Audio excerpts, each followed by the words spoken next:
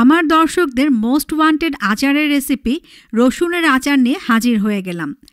আমার যতদূর মনে পড়ে এই রসুনের আচারের মতো অন্য কোনো আচারের জন্য এত রিকোয়েস্ট কেউ করেনি। রসুনের আচারের কিন্তু অনেক ভালো দিক আছে যেগুলো আপনারা অনেকেই জেনে থাকবেন। চলুন তৈরি করার পুরো প্রসেসটি দেখে নিই। রসুনের আচারের জন্য তেঁতুলের কাঠ লাগবে, আর এই কাঠ তৈরির জন্য 250 গ্রাম তেঁতুল 1 কাপ পানি দিয়ে আমি ভিজিয়ে রাখবো আধা ঘন্টার জন্য। তেঁতুলটাকে আধা ঘন্টার জন্য ভিজিয়ে রাখলে কাঠটা খুব ভালোভাবে বের হবে। আধা ঘন্টা পরে তেঁতুলগুলোকে একটু পানির সাথে কচলে নেব। 1 কাপ সরিষার তেল গরম করতে দিয়ে দিলাম। এদিকে আমি রসুনের কোয়াগুলো একটা টুথপিক দিয়ে একটা করে ছিদ্র করে নিচ্ছি। অনেকেই কিন্তু অনেক বেশি ছিদ্র করে থাকেন, আবার অনেকে রসুনগুলোকে একটা চাকু দিয়ে মাঝখানে চিড়ে দেন। গরম তেলে আধা চা চামচ 5 ফোড়ন দিয়ে একটু নাড়াচাড়া করছি ফ্লেভার না আসা পর্যন্ত। শুকনো মরিচ দিয়ে দিলাম 6-7টি। শুকনো মরিচগুলোর শুধু বোটাগুলো ফেলে দিয়েছি, চিড়ে নেওয়ার কোনো দরকার নেই। মরিচগুলো দেওয়ার পরে একটু নাড়াচাড়া করব। যখন দেখবেন মরিচগুলো একটু এরকম ফুলে উঠেছে সেই মুহূর্তে রসুন দিয়ে দেব 2 কাপ। চুলোর আঁচটা কিন্তু ফুল আছে এবং পুরো প্রসেসটাতেই কিন্তু চুলোর আঁচটা ফুল থাকবে। রসুনের গায়ে ছিদ্র করা নিয়ে বলছিলাম, যদি বেশি ছিদ্র করেন বা চাকু দিয়ে চিড়ে দেন তাহলে কিন্তু আচার তৈরি করার সময় রসুনগুলো গলে যাবে। রসুনের আচারের কিন্তু একটা পারফেকশন আছে, মানে রসুনগুলো একদম গলেও যাবে না আবার শক্তও থাকবে না। তাই আমি যেভাবে করছি সেভাবে একবার চেষ্টা করে দেখবেন। রসুনগুলোকে মিনিট খানেক গরম তেলের মধ্যে ভেজে নেওয়ার পরে আদা বাটা দিয়ে দিলাম আধা চা চামচ, ধনে গুঁড়ি 1 চা চামচ আর মরিচের গুঁড়ি 1 টেবিল চামচ। সব কিছু খুব ভালো করে মিক্স করে নিচ্ছি। মিক্স হয়ে গেলে হলুদের গুঁড়ি দিয়ে দিচ্ছি চিমটি পরিমাণ, লবণ দিয়ে দিলাম 1 চা চামচ পরিমাণ। একটু ভালো করে নেড়ে চেড়ে মিক্স করে নিতে হবে।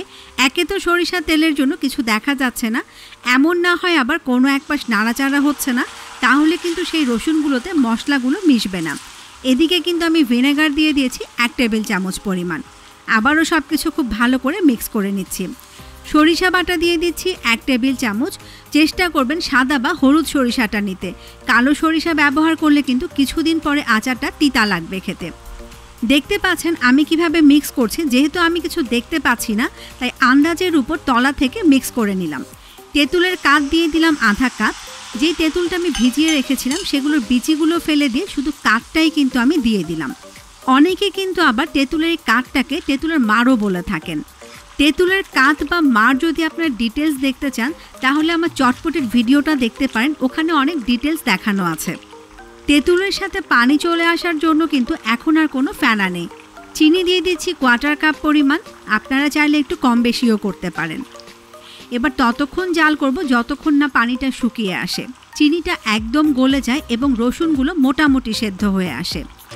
মোটামুটি সেদ্ধ হবে কেন বললাম, আমি প্রথমেই বলেছি রসুনের আচারের কিন্তু একটা পারফেকশন আছে, মানে আচারটা একদম গলেও যাবে না আবার শক্তও থাকবে না, তাই একটু শক্ত থাকা অবস্থায় নামাতে হবে। কারণ যখন আমরা এই আচারটাকে বয়ামে রাখবো তখনই কিন্তু এটা বেসিক্যালি আচারে পরিণত হবে। চুলা থেকে নামিয়ে নেওয়ার পরপরই কিন্তু এটা খাওয়া যাবে না। আচারটা কিন্তু মোটামুটি হয়ে এসছে। এবার 1 চা চামচ মৌরি একটু আধা ভাঙা করে আমি আচারটাতে দিয়ে দিলাম। আবারও সব কিছু খুব ভালো করে মিক্স করে নিচ্ছি। আমি কিন্তু দারুণ একটা ফ্লেভার পাচ্ছি। যখন আবারও দেখবেন পানিটা শুকিয়ে এরকম ফেনা হয়ে এসছে বুঝতে হবে আচারটা হয়ে গেছে। একটা রসুন টিপে দেখে নিচ্ছি, দেখেন ভেতরটা কিন্তু একটু শক্ত আছে, তার মানে এই পর্যায়ে আপনাকে চুলোটা বন্ধ করে দিতে হবে। আচারের রঙটা যেন নষ্ট হয়ে না যায় সেজন্য আমি একটা অন্য পাত্রে আচারটাকে ঢেলে নিচ্ছি।